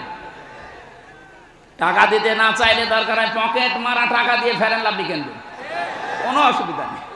যদি দিতে না চায়, ফেরাউন মার্কার কারণ মার্কা স্বামী হলে তার থেকে নেওয়া যায় যাচ্ছে। হযরত আদম আলাইহিস সালামকে আল্লাহ বলেছিলেন, এই নিষিদ্ধ গাছের কাছে যদি চাও তাহলে জালেম হয়ে যাবা। উনি বেশ ঠিকঠাক আছেন, হঠাৎ করে জান্নাতের মেন গেটে শয়তান এসেছে, মধুর সুরে কাঁদতেছে। হযরত হাওয়া আলাইহিস সালাম ছিলেন পাশে, এসে দেখে কাঁদে একটা লোক। কি কাঁদো কেন? যে কাঁদি আমার জন্য না, কাঁদি তোমাদের জন্য। আমাদের জন্য? আমাদের আর কি, আমরা তো ভালোই আছি, বিশাল এলাকা আমাদের জন্য, মন মতো যেখানে ইচ্ছা যায় যা ইচ্ছা খাই, বেশ আনন্দে আরামে আছি আমাদের চেয়ারে। আমাদের কান্না কি হলো আমাদের জন্য?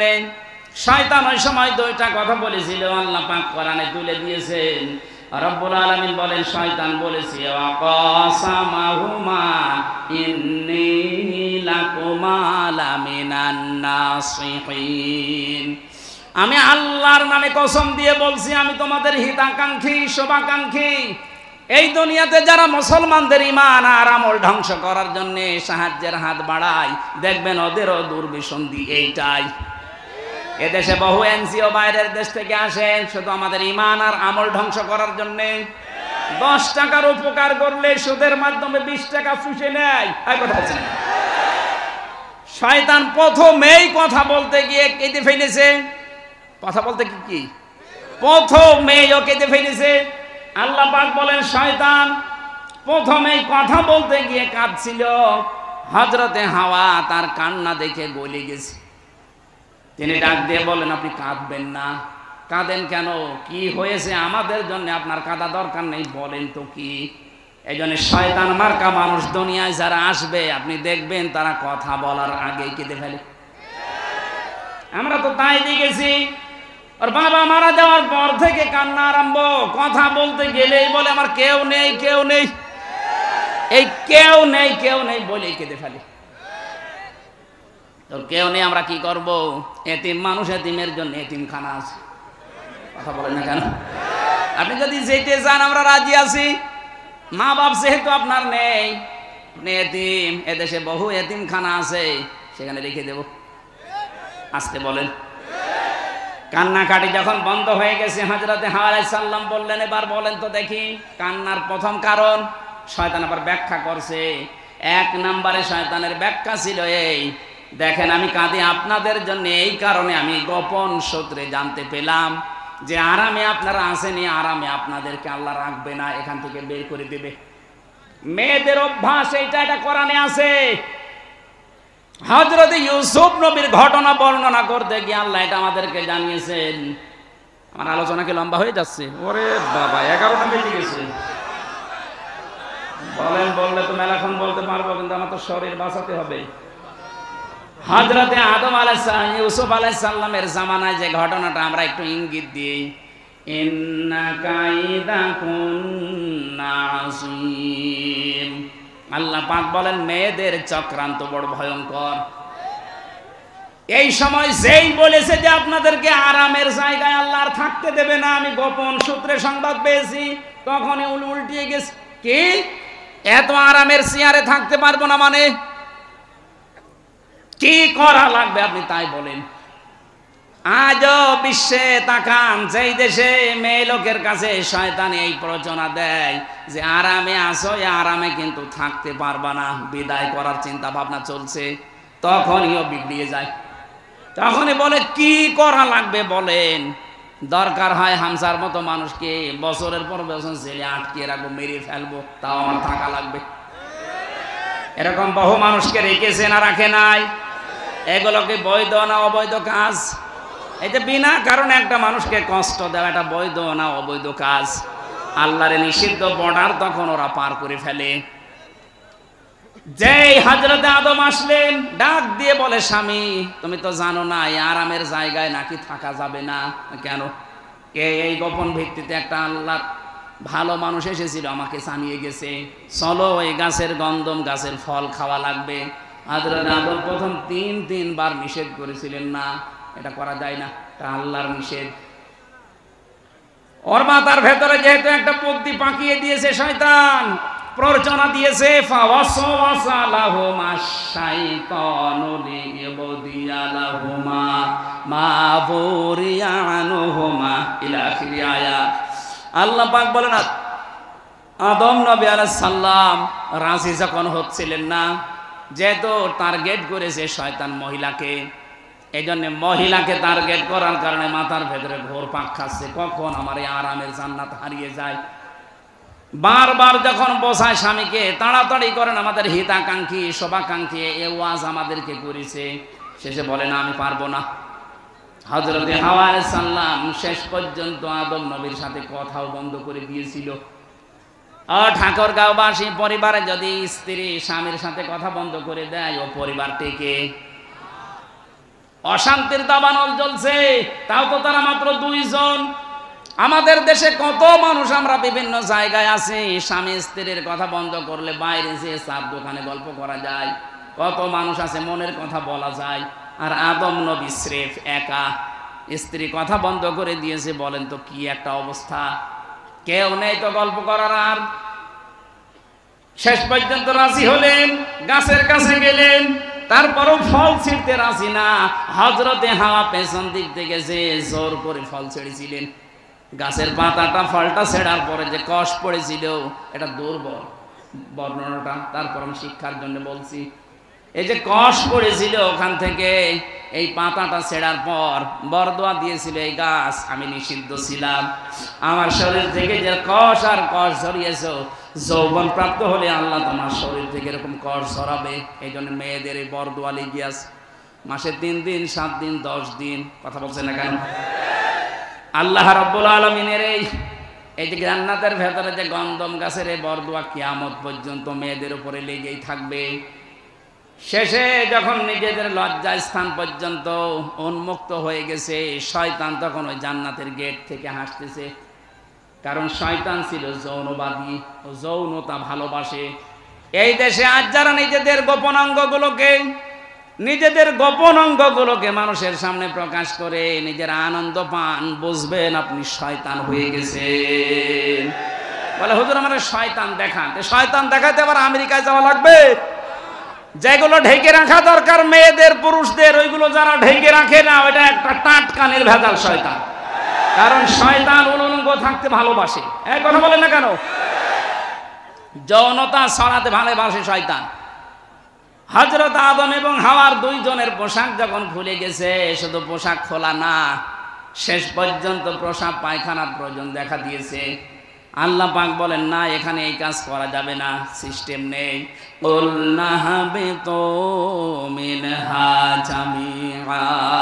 চলে যাও, সবাই মিলে আমার জান্নাত থেকে নেমে যাও। এখানে সবাই মানে আদম, হাওয়া এবং তাদের সন্তানরা আর ওই শয়তান, সবাইকে নামিয়ে দিলেন। পৃথিবীতে আসার পরে তারা 300-350 বছর পর্যন্ত কেঁদেছিল। হযরত আদম আলাইহিস সালাম শেষ পর্যন্ত রব্বানা যালামনা আনফুসানা ওয়া ইল্লাম তাগফির লানা ওয়া তারহামনা লানাকুনান্না মিনাল খাসিরিন। এই দোয়াটা 350 বছর পর্যন্ত তিনি পড়ার পরে শেষ পর্যায়ে মুহাম্মদুর রাসূলুল্লাহ রাসূলাই মাপ পেয়ে গেছেন। ওই যে আসার পরে আমার আল্লাহ বলেছিলাম এই যুগে যুগে আমার বাণী পাঠাবো, শেষ পর্যায়ে লাস্ট ভার্সন এই কোরআন এসেছে। এটা কিয়ামত পর্যন্ত থাকবে। ফামান তাবিয়া হুদায়া ফালা খাউফুন আলাইহিম ওয়ালা হুম ইয়াহজানুন। এটা যারা অনুসরণ করে চলতে পারবে তাদের দুনিয়ায় কোনো ভয় নেই, চিন্তা নেই। এ মানুষগুলো চোখ বন্ধ হলে আবার ওই বানানো বাড়িতে ফিরে যেতে পারবে। জোরে বলেন সুবহানাল্লাহ। শয়তান এবার আল্লাহকে বলেছে, আল্লাহ আমি কিছু পেলাম না, তুমি আমাকে কয়েকটা জিনিস দাও, কারণ তোমাকে আমি 1000 বছর 950 বছর পর্যন্ত তোমার আমি সেজদা দিয়েছি, এত সেজদা দিয়েছি, সেজদার বিনিময়ে আমি কিছু চাই। আল্লাহ ওই দিন 3টা জিনিস দিতে রাজি হয়েছিলেন। 1 নম্বরে শয়তান বলেছে ক্বালা আনজিরনি ইলা ইয়াউমি ইউবাসুন, আমি বাঁচতে চাই, কিয়ামত পর্যন্ত আমার হায়াত বাড়িয়ে দাও। আল্লাহ বলেন দিলাম। আপনি তাকান, দুনিয়ায় যারা বেশি দিন বেঁচে থাকার আকাঙ্ক্ষা করে এগুলো এক প্রকার শয়তান। আপনি দেখবেন শয়তান মার্কা মানুষগুলো শুধু বেঁচে থাকার আকাঙ্ক্ষা বেশি। তাছাড়া যারা আল্লাহওয়ালা মানুষগুলো দুনিয়ায় বেশি দিন বেঁচে থাকতে চায় না, ওরা চায় যত তাড়াতাড়ি বিদায় নিতে পারি তত তাড়াতাড়ি আমার মালিকের সাক্ষাৎ পাওয়া যাবে। শয়তান 2 নম্বরে বলেছিল ক্বালা ইন্নাকা মিনাল মুনজারিন ক্বালা ফাবিমা গাওয়াইতানি লাকুদান্না লাহুম সিরাতাকাল মুস্তাকিম। হে আল্লাহ, আমি ক্ষমতা চাই, পাওয়ার চাই, টাকা পয়সা চাই। আল্লাহ বলেন দিয়ে দিলাম, যা। তামাম দুনিয়ার দিকে তাকাবেন, শয়তান মার্কা মানুষ যারা, তাদের টাকা পয়সা, অর্থ সম্পদ, ক্ষমতা বেশি। 3 নম্বরে বলেছিল তোমার বান্দাদেরকে ধোঁকা দিয়ে বোকা বানিয়ে আমি আমার সাথে জাহান্নামে নেওয়ার জন্য সবচাইতে ভালো ভালো রাস্তার মোড়ে মোড়ে অবস্থান করব। এই জন্য শয়তান সিনেমা হলের সামনে থাকে না, শয়তান রাজবাড়ির গলন্দ ঘাটে যায় না। ও জানে যে এখানে যারা আসবে আমার ভাইরা ভাই। শয়তান যায় কোথায়? এই যে গড়িয়া ফাজিল মাদ্রাসা, গড়িয়া কলেজ ময়দানে কোরআনের অনুষ্ঠান হচ্ছে, ও জানে যে এখানে গেলে মানুষের পরিবর্তন এসে যেতে পারে। বিভিন্ন মোড়ে মোড়ে মানুষকে উল্টা পাল্টা ফতোয়া দিচ্ছে যে এখানে যাবা হামজা রাজনীতি করবে। একথা বলছেন না? এরকম মানুষ মোড়ে মোড়ে নেই? আপনি শয়তানই দেখতে পান না, চলেন আমি আপনাকে দেখাচ্ছি। আল্লাহ রাব্বুল আলামিন আমাদেরকে যে বাড়ি থেকে তাড়িয়ে দিয়েছেন, ওটা আমার বাবার বাড়ি। ওখানে যাওয়ার জন্য যেহেতু এই কালাম এসেছে, এটা অনুসরণের মাধ্যমে ওখানে যাওয়া লাগবে। আল্লাহ যেন ওখানে যাওয়ার মতো যোগ্যতা আমাদের দান করেন, বলেন আমিন। মানুষের সম্মান যে বাড়ে কিসে, এটা অনেকে জানে না। কোরআনে কারিমে আল্লাহ জানিয়েছেন, তোমাদের ভেতরে যারা ঈমান আনে এবং যারা ইলম অর্জন করে, ওয়াল্লাযীনা উতুল ইলমা দারাজাত, তাদের মর্যাদা আমি আল্লাহ দিনের পর দিন বাড়াতেই থাকি। প্রশ্ন আসতে পারে, তাহলে এই যে দেশে যাদের ঈমান আছে আমরা জানি এবং ইলমও তারা পেয়েছে, তাদের সম্মান মর্যাদা এই দেশে অনেকের নেই, এমনকি তাদের মানুষ এখন কুকুরের চাইতেও ঘৃণা করে। বাইতুল মুকাররমের সাবেক যে খতিব ছিল মাওলানা রুহুল আমিন, এই লোকটা যদি আমার মনে হয় রাস্তা দিয়ে এখন হেঁটে যায়, মানুষ কুকুরের দিকে তাকাবে, ওর দিকে তাকাবে না। ফরিদ উদ্দিন মাসুদ, এ লোকটার নামের আগে আলেম লেখা ঠিক না, এ জালেমদের দোষর। কি কথা বললেন না? আরো আছে, আমি নাম নিলাম না। যে দুইজনের কথা বললাম, বলেন তো এদেরকে এই দেশে যদি কেউ ছেড়ে দেয়, 56,000 বর্গ মাইলের যে কোনো জায়গায় এদের দেখলে মানুষ মনে করবে একটা, কারণ কি তাদের ঈমান আছে আমরা জানি, এমনকি তাদের এলেমও আছে। সম্মান নেই কেন? তাহলে সূরা মুজাদালার 11 নম্বর আয়াত অনুযায়ী যাদের ঈমান আছে আর যারা এলেম অর্জন করে তাদের মর্যাদা আল্লাহ বাড়িয়ে দেন। এটার সাথে বাস্তবতা মিলছে না। আল্লাহর কথা হয় ভুল হবে, নাই তাদের কর্মকাণ্ড ভুল হবে। এক কথা বলেন না কেন? এই আয়াত দ্বারা বোঝা যায় আল্লাহর কথা 100% সত্য। অবশ্যই তাদের ঈমানে কোনো ঝামেলা আছে আর এলেম অনুযায়ী আমল নেই। দুনিয়ার ময়দানে আমরা তাকালে দেখি সবচাইতে বেশি এলেম অনুযায়ী আমল করেছে নবীরা। কথা বলেন না কেন? সবচাইতে বেশি তাদের জ্ঞানের উপরে আমল করেছে কারা? আপনি নবীদের দিকে তাকান। আল্লাহ রাব্বুল আলামিন বলেন, ইয়া হাসরাতান আলাল ইবাদ মা ইয়াতিহিম মির রাসূলিন ইল্লা কানু বিহি ইস্তাহজিউন।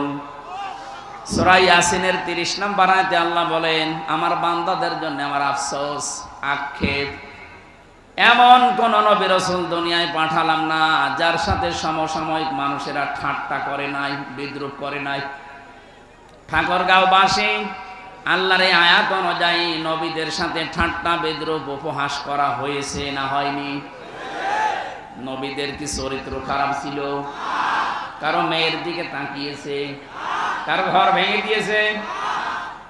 একটাই কারণ, তাদের উপরে জুলুম, নির্যাতন, অত্যাচার, উপহাসের কারণ তারা তাদের জ্ঞান অনুযায়ী আমল করত। এ দুনিয়ায় যারা জ্ঞান অনুযায়ী আমল করবে আল্লাহর ভাষায় তারা আলেম, আর জ্ঞান অনুযায়ী যারা আমল করে না এ দুনিয়াতে তাদের নামের আগে আলেম, মাওলানা, মুফতি লেখা থাকতে পারে, আল্লাহর দৃষ্টিতে তারা বড় জালেম। ছোট জালেম আল্লাহ বলেন নাই, আসগা আকবার বলেছেন।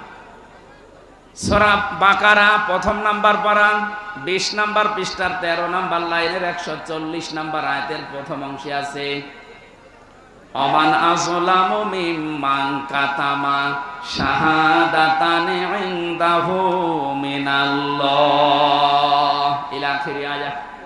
এই ছেলে, কি কথা বলো কেন? চলাফেরা করো, হাঁটাহাঁটা, কথা বলবো না। বারবার নিষেধ করছে না, কথা বলবেন না। আপনার জন্য আরো দুজনে চেষ্টা করছে।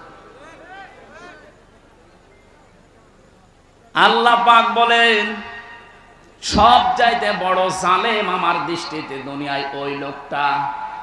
আমার মনে হয় এখন যেটা বলা হবে শরীর শিউরে ওঠার কথা। আকবার ইসমে তাফজিল, ইংরেজিতে বলে সুপারলেটিভ ডিগ্রি, এর চাইতে বড় কিছু আর নেই।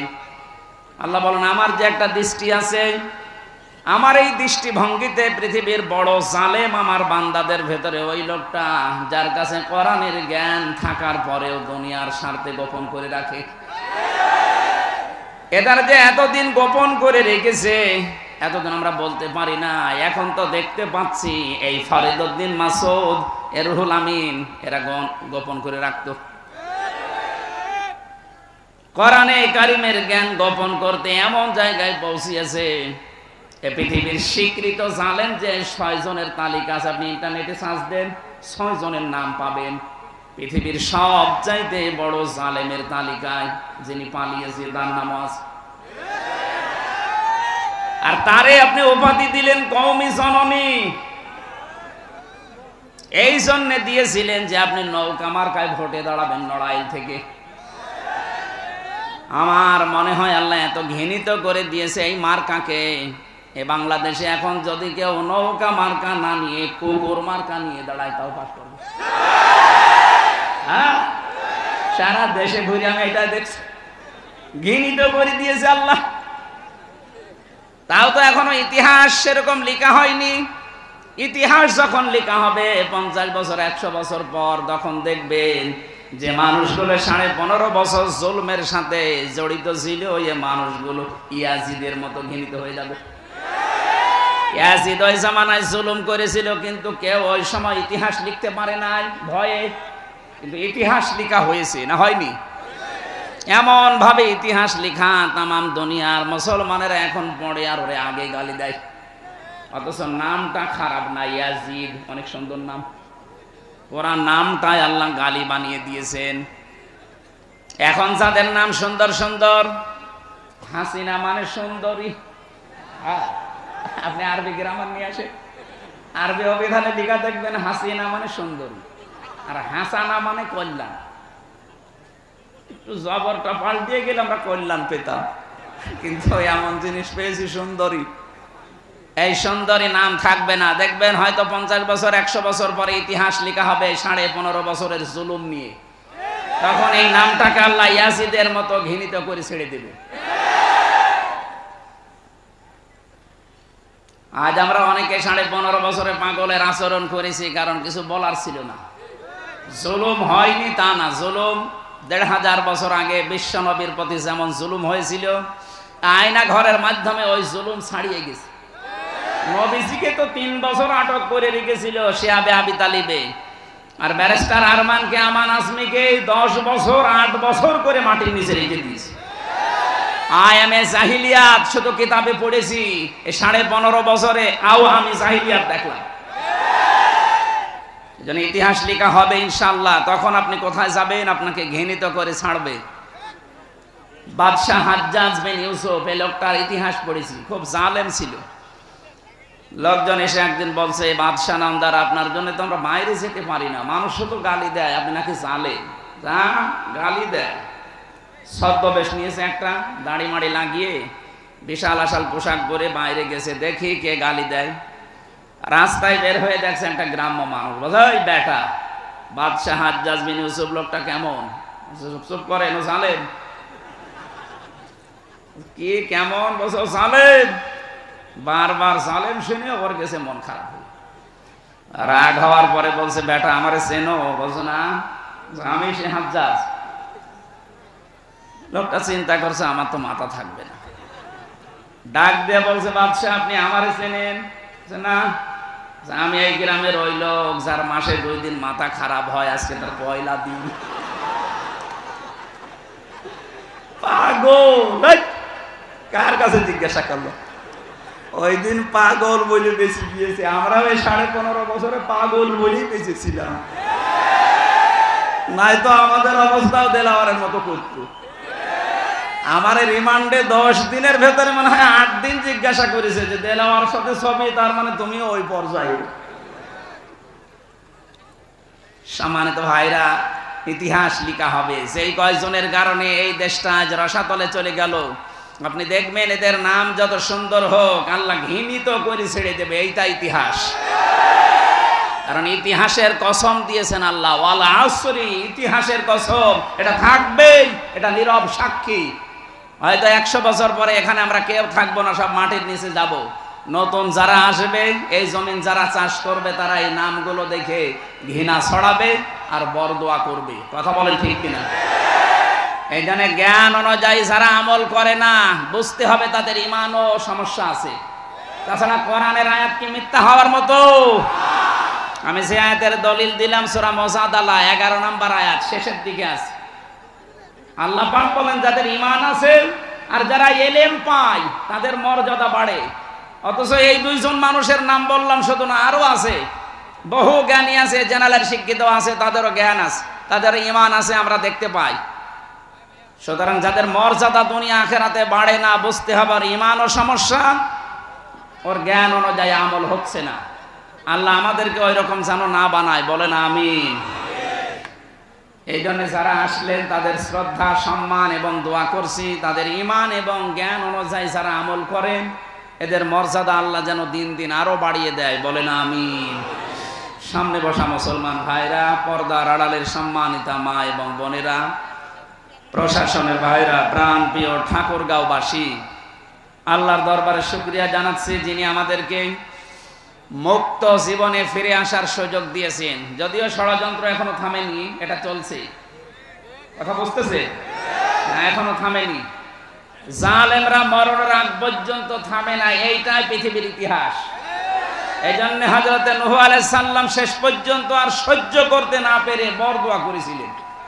আকালা নূহুর রাব্বি লা তাযার আলাল আরদি মিনাল কাফিরিনা দাজ্জারা ইন্নাকা ইন তাযারহুম ইউদিল্লু ইবাদাকা ওয়া লা ইয়ালিদু ইল্লা ফাজিরান কাফফারা। সূরা নূহর ভেতরে আছে। আল্লাহ পাক বলেন, আমার নবী নূহ আলাইহিস সালাম আমাকে বলেছে রব্বুল আলামিন, কাফেরদের একটা আন্ডা বাচ্চা পর্যন্ত যেন জমিনে না থাকে, কারণ ওর পক্ষ থেকে যেটা জন্ম হবে ওইটা ডবল হারামি হবে। ও আমার তোমার বান্দা বান্দীদেরকে বিপদগামী করার জন্য, ফাসিক ফুজ্জার গুনাহগার করার জন্য নিয়মিত কাজ করবে।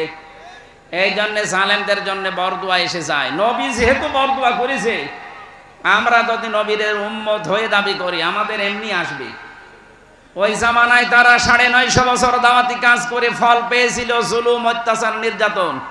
কোরআনের পাখি 50 বছর কোরআনের খাদেম হওয়ার পরও ফল পেয়েছে জেল, জরিমানা আর ফাঁসির হুকুম। আমরা এই দেশে এখন দেখতে পাচ্ছি কোরআনের উপরে যারা চলে এই মানুষগুলো এখন বাতিলের টার্গেট। যেহেতু জালেম আর বাতিল এখন অধিকাংশই নেই, অল্প কিছু যারা আছে এরা যেন পাল্টায়। ছাত্র আন্দোলনের 9 দফার ভেতরে একটা দফা ছিল যে আমরা সংস্কার চাই। কথা বলছে না কেন? সংস্কার যখন আরম্ভ হয়েই গেছে, আমরা চাই 1628টা চেয়ারে এই দেশের মেন দায়িত্ব পালন করতো যারা, যিনি পালিয়েছে ওনার চেয়ার সহ, এই উপজেলার চেয়ারম্যান সহ 1628টা চেয়ার আপনি গণনা করেন, পেয়ে যাবেন। যেহেতু একজন পালিয়ে গেছে, বাকি এখনো 1627টা চেয়ার বাকি আছে। কথা বলছে না কেন? ডক্টর মোহাম্মদ ইউনূস আসার পর থেকে এই পরিবর্তন এবং সংস্কার হতে আরম্ভ হয়েছে। 100 জনের প্রায় 65 জন অলরেডি পাল্টিয়ে গেছে। এখনো জালেমদের ওই 5-8টা গোলাম এবং দোসররা মিলে আছে 35 জন। আমরা চাই এই সিস্টেম যেন না থাকে, 1628টা চেয়ারই হবে মাজলুমদের দখলে। কোন জালেম এ দেশে আর চেয়ারে বসতে পারবে না। এই কথা বলেন না কেন? এ দাবির সাথে আছেন না আপনারা? এটা রেকর্ড হচ্ছে, দেখিয়ে দেন তো বাংলাদেশকে। লিল্লাহি তাকবীর।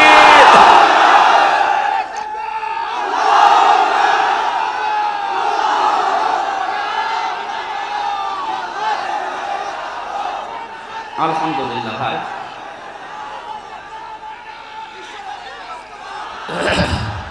যতদিন পর্যন্ত এই বাকি 35টা চেয়ারে যারা আছে এরা না পাল্টাবে, বিশেষ করে চপ্পু সাহেব সহ, এ ষড়যন্ত্র থামবে না। উনি বাইরে যে শুধু চা খাচ্ছে আর ডিম খাচ্ছে তা না, চেষ্টা চালিয়ে যাচ্ছে। এই 3-4 দিন ধরে ছড়াচ্ছে, দেখছেন না সারা বিশ্বের বিভিন্ন মোড়লদের কাছে যে আমি নির্বাচিত ছিলাম, আমাকে উৎখাত করা হয়েছে। ডাহা মিথ্যা কথা। আপনি নির্বাচিত ছিলে কে? কে বলেছে? কোন শয়তানও বিশ্বাস করবে? নিয়ে আসেন, কোন শয়তান নিয়ে আসবেন জিজ্ঞাসা করুন। কোন শয়তান বলবে যে না ও কি নির্বাচিত, তো জোর করেছিল। এই জন্য বিদায় নেওয়ার পরে একটা মানুষকেও আমি করতে দেখছি না, সবাই বলছে আলহামদুলিল্লাহ। ফামা বাকাতা আলাইহিমুস সামাউ ওয়াল আরদু ওয়া মা কানু মুনজারিন।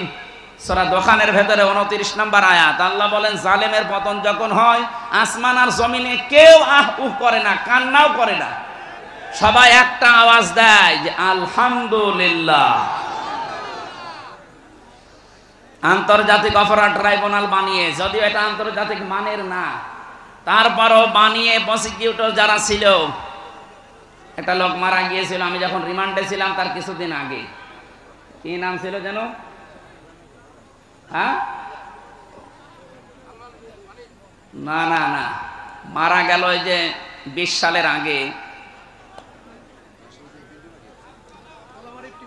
এই যে টিপু, এই লোকটা মারা যাওয়ার পরে বিভিন্ন মানুষ ইন্না লিল্লাহ না লিখে লিখছিল আলহামদুলিল্লাহ। আমি একটু খালি টিপ দিয়েছি, আমারে বলছে হ্যাঁ আল্লাহর ভালো মানুষ মরে গেল আর আপনি টিপ দিলেন। মানে এইটা যদি ভালো মানুষ হয়, এই বাংলাদেশে খারাপ মানুষ কোনটা? এদেশে ইসলাম এবং আলেমদেরকে ধ্বংস করার পেছনে যার ভূমিকা, সেই লোকটার ভেতরে এই লোকটা একটা। এর লাঠি বানিয়ে কাজ করিয়েছে জালেমরা। এ বাংলাদেশে এখনো পর্যন্ত বললাম না ৩৫ জন চালাচ্ছে কাজ। এই যে প্রথম আলোর পত্রিকার সাংবাদিক যেটা, এটা ওই ধরনের। এরা জঙ্গি নাটক তৈরি করতে ওদের অফিসে বসে বসে, আর হামসাকে ধরো, দেলাওয়ারকে ধরো, এরকম নাম লিখে দিত নিজেরা। আমি মাটির নিচে যে 10 দিন ছিলাম, আমি দেখেছি ওদের গোপন ষড়যন্ত্রের বিশাল ফাঁদ তৈরি করা আছে।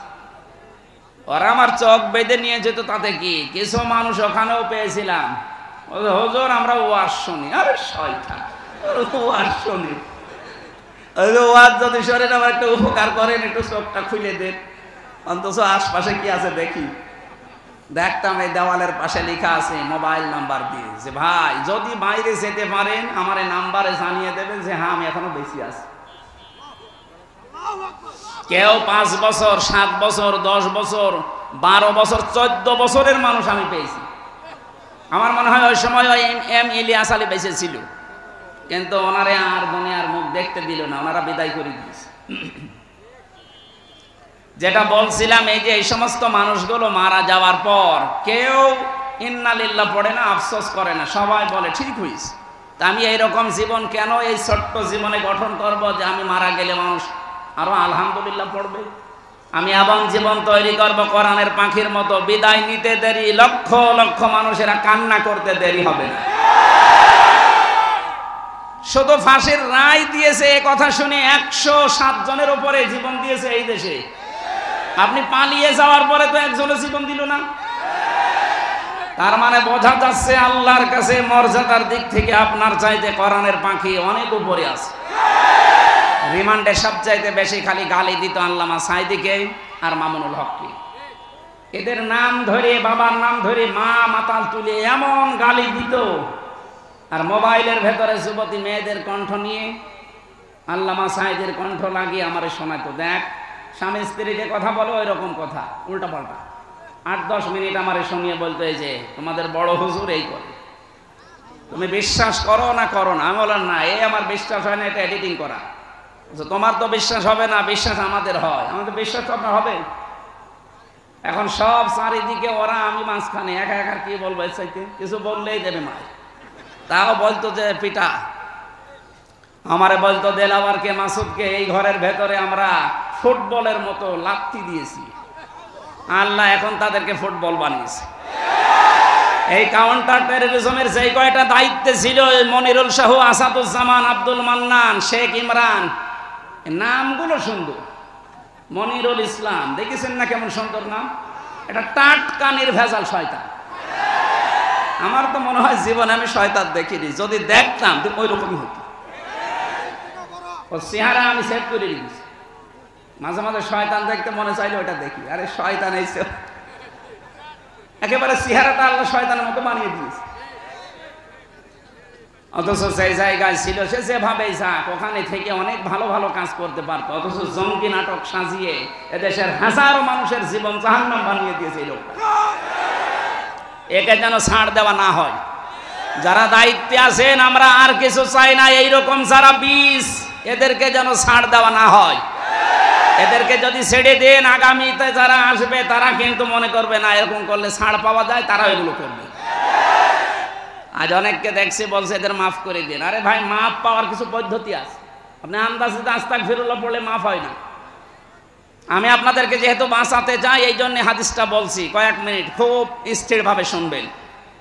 এক মহিলা সাহাবী এসেছে রসুলের কাছে, ডাক দিয়ে বলে, হে রাসূল, আমি জেনা করেছি, আমি গর্ভবতী, আপনি আমার বিচার করেন, আমাকে মুক্ত করেন এই পাপ থেকে। ঠাকুরগাঁওবাসী, নবীজি কি ওই মহিলাকে বলতে পারতেন না আস্তাগফিরুল্লাহ পড়ি না? পারতেন না? বলেন না কেন? বলেছিলেন না? বলেছিলেন এক কাজ করো, বাড়িতে চলে যাবে, গোপন কথা কাউকে বলবা না। কিন্তু মহিলা 3-3 এসেছে, 3বারই নবীজি ফেরত দিলেন, বলে না হুজুর আমাকে মুক্ত করেন, আমি এই গোনা নিয়ে মরতে চাই না। আজ যারা বলে যে আস্তাগফিরুল্লাহ পড়ে দিলে পেছনের অপরাধ মাফ হয়ে যায়, কে বলেছে আপনাকে? ওটা মাফ হয় শুধু হককুল্লাহ, আল্লাহরটা, হককুল ইবাদ মাফ হয় না। এটা মাফ করার জন্য অপরাধ যার কাছে, স্বীকার করা লাগবে তার কাছে। আমারে 3টা বছর ফাঁসির কন্টেন্ট ছেলে রেখে দিয়েছিলেন, আগে আমার কাছে মাপ চাবেন। এ লোকটারে 4 বছর রেখে দিয়েছিলেন, পৃথিবীর ইতিহাস পাল্টিয়ে দিয়েছেন, 54 দিন রিমান্ডে নিয়েছেন। আগে ওনার কাছে এসে মাফ চাবে, উনি যদি বলে ঠিক আছে তারপরে মাফ হবে। আর একটা পদ্ধতি আছে, এই বললাম যে গুরুত্বপূর্ণ কিছু সময় একটু কথা বন্ধ করেন। ঠাকুরগাঁওবাসী সাহাবী ডাক দিয়ে বলে, হে রাসূল, আপনি তাড়াতাড়ি আমার বিচার করে আমাকে মুক্ত করে দেন। নবীজি বললেন, ঠিক আছে যাও, এই বাচ্চাটা যখন খালাস হবে, ডেলিভারি হবে, তখন আসবা। ঠিক এসেছে। বিশ্বনবী আবার বললেন, না এখনই বিচার করা যাবে না, এই বাচ্চাটার 2 বছর দুধ খাওয়ার অধিকার আছে, 2 বছর পরে যখন শক্ত খাবার খাওয়া শিখবে তখন নিয়ে আসবে, যাও, এর ভেতরে তোমার কোনো বিচার নেই। মেয়েটা 2 বছর পরে বাচ্চাটা নিয়ে এসেছে, রাসূল তাড়াতাড়ি বিচার করেন। বিশ্বনবী বললেন, ঠিক আছে, এই বাচ্চাটাকে এক সাহাবীর আন্ডারে দিয়ে দাও। মহিলা যারা ছিল তাদেরকে বললেন, এই মেয়েটাকে মাটির ভেতরে গেড়ে ফেলো, উপর থেকে পাথর চালাও। উপর থেকে চারিদিক থেকে যখন পাথর চলছিল, হযরতে খালিদ ইবনে ওলীদ বলেন, এত জোরে একটা পাথর নিক্ষেপ করলাম, এটা ফিনকি দিয়ে রক্ত আমার শরীরেই পড়েছে। ভর্ৎসনা দিলাম, এই মহিলাকে বরদোয়া দিলাম। নবীজির কানে যাবার পরে বিশ্বনবী বললেন, খালিদ থামো, এই মেয়েটার তাওবা, অনুশোচনা এবং এই বিচারটা আল্লাহ এত বেশি পছন্দ করেছে, দুনিয়ায় যদি কোনো জালেম এইভাবে তাওবা করে আল্লাহ তারেও মাফ করে দেবেন। কি বুঝলেন এই হাদিস থেকে? আমি জানি আপনি জন্মের পর থেকে হাদিস শুনছেন, কিন্তু এর মূল শিক্ষা হচ্ছে, নবীজি যদি বলতেন, ঠিক আছে তুমি তো আরবি ভাষার লোক, মাতৃভাষা তোমার আরবি, তুমি আস্তাগফিরুল্লাহ পড়ে নাও, একবার মাফ হয়ে যাবে, বলেন। তার উপরে বিচার করার পর এরপরে জবাব দিয়েছেন সাহাবীকে যে এর তাওবাটা কবুল হয়েছে। সুতরাং 15.5 বছরে যারা আয়না ঘরের সাথে জড়িত ছিলেন, যারা গুমের সাথে, খুনের সাথে, মিথ্যা মামলা দেওয়ার সাথে যারা জড়িত ছিলেন, যারা চাঁদাবাজির সাথে জড়িত ছিলেন, না হয়নি, যারা মানুষকে বিপদে ফেলার সাথে জড়িত ছিলেন, 15.5 বছর যারা অনেককে ঘরে ঘুমাতে দেননি, অপরাধের সাথে যারা অপরাধী, তারা শুধু আস্তাগফিরুল্লাহ পড়লে এখন আর হবে না, তাদের এই গুনাহ মাফ করার জন্য ওই শাস্তি তাদের নেওয়া লাগবে। ব্যারিস্টার আরমানকে আপনি 8 বছর মাটির নিচে রাখলেন আয়না ঘরে, আপনাকে 8 বছর রাখা হবে। আমান আসমির জন্য 10 বছর রাখা হবে, আর হামজার জন্য 10 দিন। 8 বছর 10 বছর কত হয়? আর 10 দিন, 18 বছর 10 দিন আগে থাকবেন, এরপরে আপনি দেশে আসবেন চট করে। আপনি যে চট করে আসবেন, তাতে তো শোধ হবে তারপরে তো। তা আমরা তো চাই আপনাকে বাঁচাতে। এতদিন যে দালালগুলো ছিল আসলে আস্তাগফিরুল্লাহ পড়িয়েছে, আমরা ওই আস্তাগফিরুল্লাহ পড়ে আপনার এই বেকার সময় নষ্ট করাতে চাই না। দুনিয়ায় আপনার বিচার হবে, আপনি কিয়ামতে যেন পার পেয়ে যান। আর আমি জানি এই 18 বছর 10 দিন আপনি আর বাঁচবেনও না, পটল তুলবেন। কথা বলে না কেন? যে বয়স আর 18 বছর পাওয়ার সম্ভাবনা আছে, যদিও টার্গেট দিয়েছিল 41 সাল, এটা আন্দাজে। আমি জেলখানায় বসে কিছু নোট করেছিলাম, ওটা বাইরে এসে আবার লিখেছি বই আকারে, পারিবারিক জীবন নিয়ে, দাম্পত্য কলহ এবং সমাধান। ওই যে গাড়িটা আছে, সাদা গাড়ি, যাওয়ার সময় মেয়েদের জন্য নিয়ে যাবেন, ওখান থেকে কাজে লাগবে ইনশাআল্লাহ। আল্লাহুম্মা আমিন। লা ইলাহা ইল্লা আনতা সুবহানাকা ইন্নী কুনতু মিনাজ জালিমিন। আল্লাহুম্মা গফিরলি ওয়ারহামনি ওয়াহদিনি ওয়াফিনি ওয়ারযুকনি ইয়া রাব্বাল আলামিন। আস্তাগফিরুল্লাহাল্লাযী লা ইলাহা ইল্লা হুয়াল হাইয়ুল কাইয়্যুম ওয়া আতুবু ইলাইহি। লা হাওলা ওয়ালা কুওয়াতা ইল্লা বিল্লাহিল আলিয়্যিল আযীম। লা ইলাহা ইল্লা আনতা সুবহানাক ইন্নী কুনতু মিনাজ জালিমিন। রব্বুল আলামিন ঠাকুরগাঁও জেলার গড়িয়া বাজারে ইসলামী সমাজ কল্যাণ পরিষদ কর্তৃক আয়োজিত তোমার করারের অনুষ্ঠানে যারা শ্রম দিয়েছে, যারা টাকা দিয়েছে, এদের টাকাগুলো ওসমানের মতো কবুল করে নাও। মাহফিলে নারী পুরুষ যারাই আমরা এসেছি, আমাদেরকে ওমরের মতো, হযরতে ফাতেমার মতো বানিয়ে দাও। আমাদের প্রধান অতিথি শ্রদ্ধাভাজন বড় ভাই দেলাওয়ার হোসেন, আল্লাহ তুমি কোরআনের পাখি দেলাওয়ার হোসেন সাইদের মতো কবুল করে নাও। এ মাহফিলে যত অতিথি এসেছে আমি জানি না অনেকের আল্লাহ তোমার কুদরতি খাতায় তাদের নামও লিখে নাও। মাওলানা হুসাইন কথা বলেছি, মাওলানা হারুন, আল্লাহ অনেকের মা বাবা নেই, তাদের বাবাকে কবরে মাফ করে দাও। আমার মা বাবা বেঁচে আছে, তাদেরকে তুমি হায়াতে তাইয়্যিবা শেষ ইয়াদে কলিয়া দান করো। আমি নিজে অসুস্থ, আল্লাহ কথা বলবো না বলতে অনেক কথা বলে ফেলেছি। যতটুকু বললাম আমাদের জীবনে আমল করার তৌফিক দাও রব্বুল আলামিন। তোমার যে বান্দার মাধ্যমে এই পঞ্চগড়, ঠাকুরগাঁও, দিনাজপুর, নীলফামারী আমি কোরআনের দাওয়াত নিয়ে আসি, মাওলানা সুলতান আহমেদকে কবুল করো, তার জীবনের অভাব দূর করে দাও। বড় ভাই আশরাফুল ইসলাম, তার সন্তানাদি, স্ত্রী পুত্র যারা আছে মঞ্জুর করো। তার যে স্ত্রী মারা গেছে আল্লাহ তুমি কবরে জান্নাত দিয়ে দাও। যত স্বেচ্ছাসেবক কাজ করেছে আজকে প্রত্যেককে তুমি হযরতে হাসান হুসাইনের মতো বানিয়ে দাও। এলাকায় যত মানুষ কবরে আছে কবরগুলো জান্নাতুল ফেরদাউস বানাও। মির্জা ফখরুল ইসলাম আলমগীর সাহেব দোয়া চেয়েছে, আল্লাহ তুমি তাকে হেদায়েতের সর্বোচ্চ মাকাম দান করো। মেহেরবানি করে আল্লাহ তুমি তাকে হেদায়েত দিয়ে দাও। বারাকাল্লাহু লানা ওয়া লাকুম ফিল কোরআনিল আযীম। মরণ আসলে যেন পড়ি লা ইলাহা ইল্লাল্লাহু মুহাম্মাদুর রাসূলুল্লাহ।